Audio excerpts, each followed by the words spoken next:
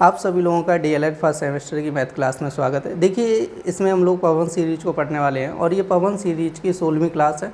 और देखिए, राजन सीरीज भी कंप्लीट हो गई। जिन लोगों ने नहीं देखी वो लोग यूट्यूब पर प्लेलिस्ट में जाकर देख सकते हैं। तो ज़्यादा टाइम ना वेस्ट करते हुए देखते हैं आज की क्लास का जो फर्स्ट क्वेश्चन दिया गया वो क्या दिया गया। तो देखिए, यहाँ पर कह रहे हैं कि निम्नलिखित को प्रतिशत में बदलिएगा।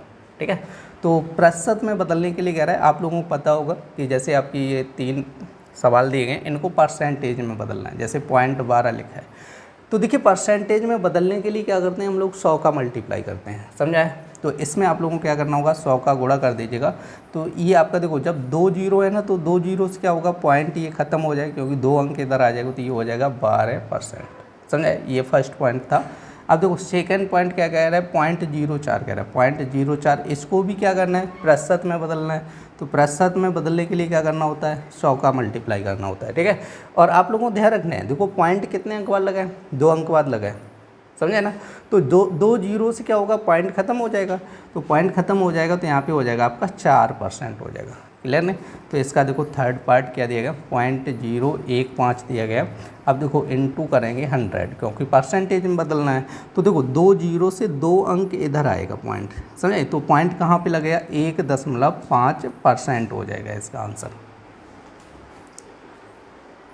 देखिए नेक्स्ट क्वेश्चन क्या कह रहा है, कह रहे हैं दशमलव भिन्न में बदलिए।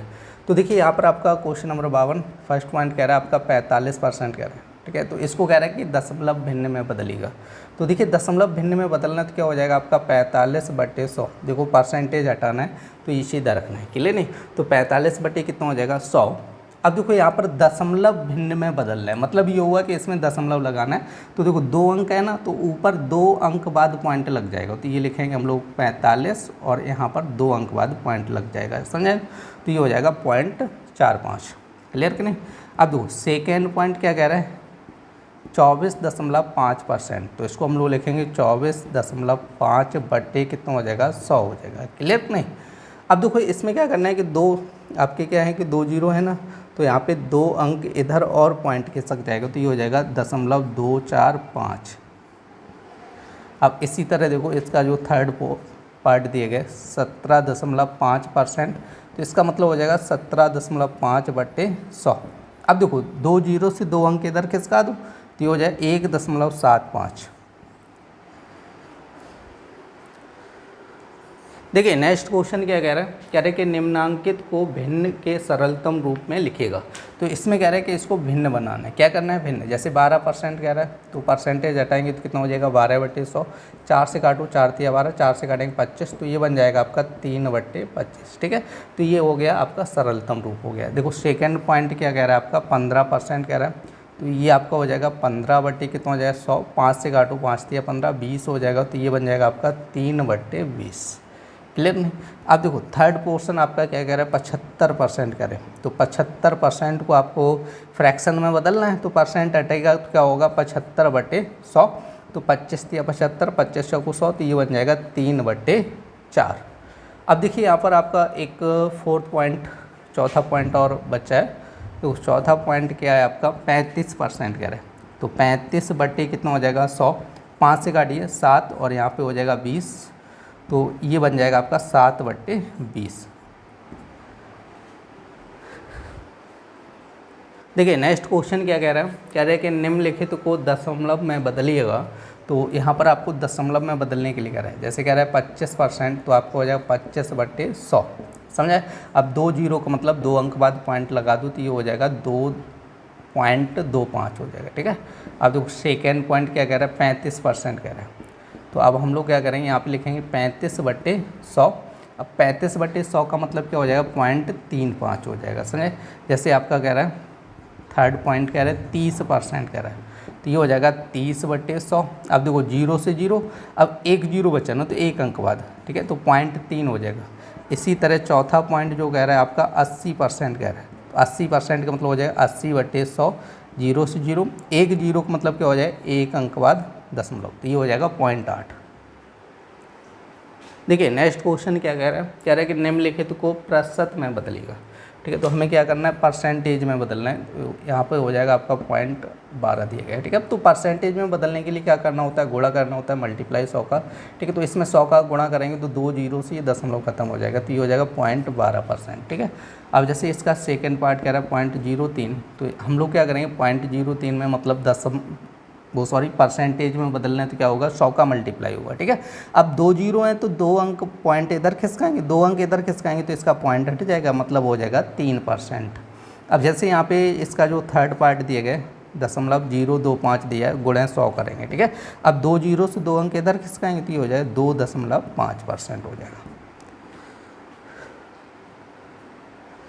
देखिए नेक्स्ट क्वेश्चन क्या कह रहे हैं रचित अपनी मासिक आय का 80% खर्च करके कह रहे हैं 120 रुपये बचाता है, तो उसकी मासिक आय एवं वार्षिक खर्च ज्ञात कीजिएगा।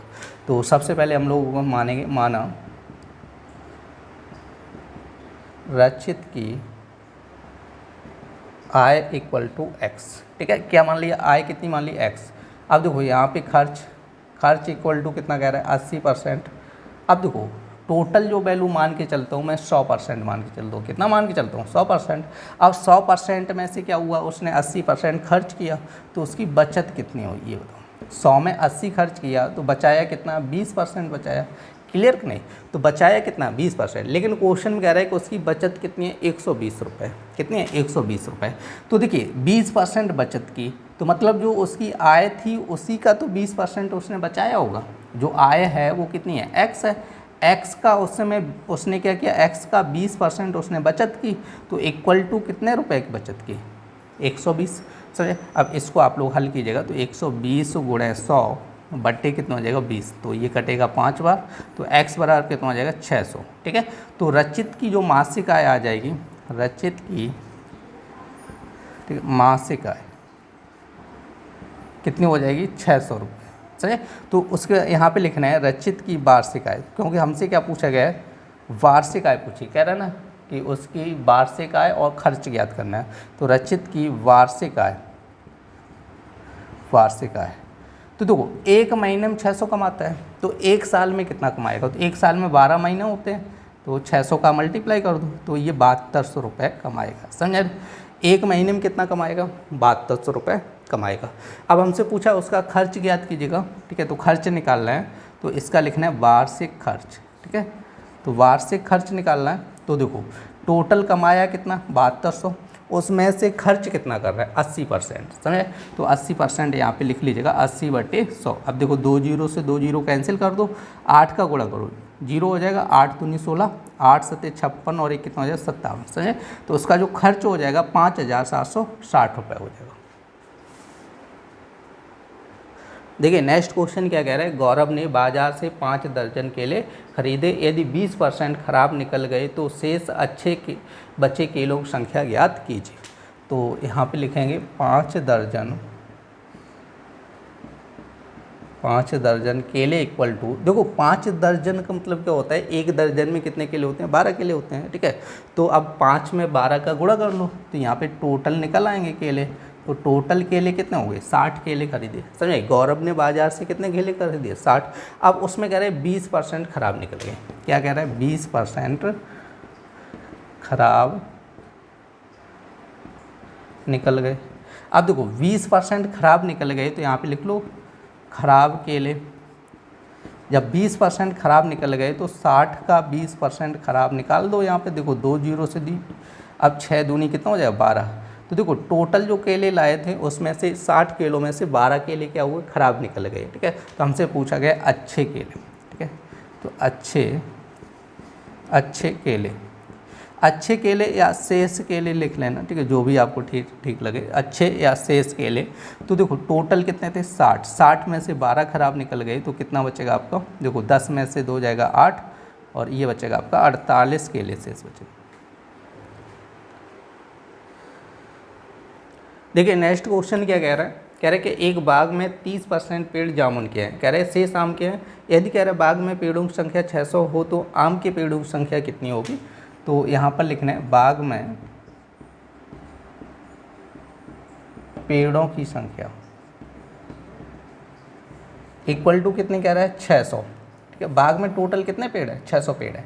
तो उसमें से कह रहे हैं 30% पेड़ किसके हैं? जामुन के पेड़ हैं। तो यहाँ पे लिखना है 30%, ठीक है, जामुन के पेड़ हैं, ठीक है। 30% किसके हैं? जामुन के हैं। तो यहाँ पे लिखना है जामुन के पेड़ इक्वल टू, देखो 600 का 30% किसके पेड़ हैं? जामुन के पेड़ हैं। तो इसका 30% निकाल दीजिएगा, ठीक है। तो दो जीरो से आपका ये कैंसिल हो जाएगा। तो 60 गुणे 3 करेंगे कितना हो जाएगा? 180, समझे। तो देखो जामुन के पेड़ कितने हो गए? 180। हमसे पूछा है आम के पेड़, तो यहाँ पे लिखना है आम के पेड़ इक्वल टू 600 माइनस 180। 600 में 180 घटा दीजिएगा, तो यहाँ पर आपका बचेगा 420, समझे। तो आम के पेड़ कितने हैं? 420। देखिए नेक्स्ट क्वेश्चन क्या कह रहा है? कह रहे हैं कि एक साइकिल कह रहे रुपये 1800 में बेचने पर कह रहे 10% हानि हुई, साइकिल का क्रय मूल्य क्या होगा? तो सबसे पहले मानना पड़ेगा, माना क्रय मूल्य इक्वल टू एक्स मान लीजिएगा, और हानि इक्वल टू कितनी हो रही है आपकी? 10% हानि हो रही है, ठीक है। तो यहाँ पे क्या हो जाएगा आपका? 10%, क्लियर है। या तो आप लोग चाहो तो यहाँ पे हानि निकाल लो, हानि इक्वल टू, देखो x का 10% हानि हो रही है, तो ये 10/100 कैंसिल हो जाएगा, तो x/100, समझे। तो देखो हानि निकाल दी। अब हमें क्या करना होगा? विक्रय मूल्य निकालना होगा इसका, ठीक है। विक्रय मूल्य, देखो खरीद के इतने में लाया, ठीक है, और x/10 रुपये की हानि हुई, तो कितने में बेचा होगा? x माइनस x/10 रुपये में बेचा होगा। आप लोग समझ ले रहे, देखो क्रय मूल्य कितना है? x रुपये। अब हानि कितनी हो रही? 10%। तो क्रय मूल्य का आप लोग 10% निकालिएगा, क्रय मूल्य x है, इसका 10% निकालेंगे, तो हानि इक्वल टू कितना हो जाएगा? x/10 हो जाएगा, समझे। तो इसका विक्रय मूल्य कितना हो जाएगा? बताओ भाई, विक्रय मूल्य कितना हो जाएगा? क्रय मूल्य माइनस हानि, सही, क्योंकि हानि पे बेचा गया। तो अब इसको आप लोग हल कीजिएगा। देखो 10 का क्रॉस, या तो आप लोग ऐसे समझ लो 1, तो यहाँ पे हो जाएगा 10x माइनस x/10, तो ये हो जाएगा 9x/10, समझे। अब देखो इसका विक्रय मूल्य दिया गया क्वेश्चन में कितना कह रहा है? 1800, तो इसकी जगह हम लोग क्या लिख देंगे? 1800 लिख देंगे, समझे। अब इसको आप लोग हल कर लीजिएगा। देखो x का मान चाहिए मुझे, तो 10 इधर आएगा, 9 नीचे आएगा, तो ये हो जाएगा 1800 गुणे 10 बट्टे कितना हो जाएगा? 9। तो 9 से काट दीजिए, कितना हो जाएगा? 200। तो x बराबर आपका हो जाएगा 2000, ठीक है। तो यहाँ पे लिख लीजिएगा आपका क्रय मूल्य इक्वल टू कितना हो जाएगा? 2000।